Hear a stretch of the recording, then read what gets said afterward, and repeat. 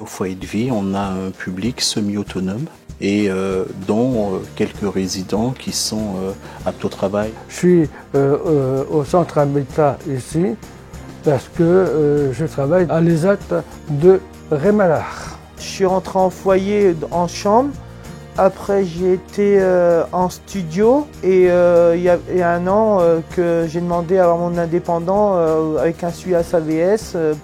Depuis septembre, on accompagne des adultes vieillissants de telle sorte à éviter qu'il y ait une rupture de prise en charge.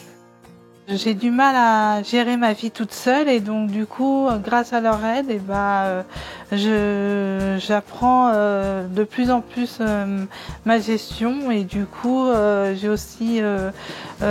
j'apprends aussi l'autonomie, j'apprends mon bien-être. Notre mission, c'est de les accompagner, de les amener à développer leurs capacités, leurs compétences pour qu'ils s'autonomisent.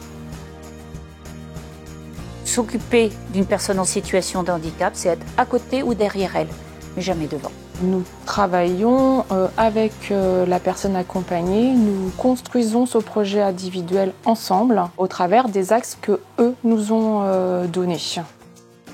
On ne fait pas que soigner au foyer de vie, on ne fait pas qu'héberger. C'est vraiment la prise en compte de la personne dans sa globalité. C'est par toute une diversification d'activités apporter des réponses adaptées, je dirais, à un public vulnérable. On travaille sur les papiers administratifs, des rendez-vous médicaux. Ils nous accompagnent sur notre vie sociale, dans la vie active. On fait activité tous les jours, ils sont éducatrices, tout le monde est gentil. Il y a aussi des promenades, aussi des courses ou des sorties.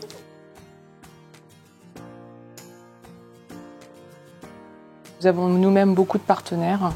Nous travaillons tous ensemble pour accompagner la personne, qui a un accompagnement de qualité. C'est chez moi et j'aime bien.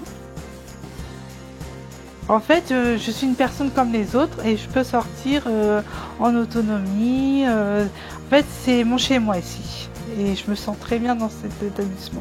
Ici, au centre Habitat, tu as des éducateurs et des éducatrices et seuls de santé qui sont très gentils, très sympas. Pour moi, ça fait comme si c'était une grande famille. Leur offrir la possibilité de vivre pleinement leur vie ici, c'est une forme de bonheur. Au foyer, on peut être heureux, on peut faire la vie, on peut se faire des amis, avoir des projets, apprendre de nouvelles choses, viser l'autonomie, dans le but de devenir un jour externe et pouvoir vivre en dehors du foyer justement. On parle beaucoup de conduire une réflexion autour de l'accompagnement hors les murs, c'est-à-dire accompagner aussi des personnes au sein de leur domicile. L'enjeu, c'est que les personnes que nous suivons s'inscrivent dans la cité, qu'ils soient inclus dans la cité comme toute personne.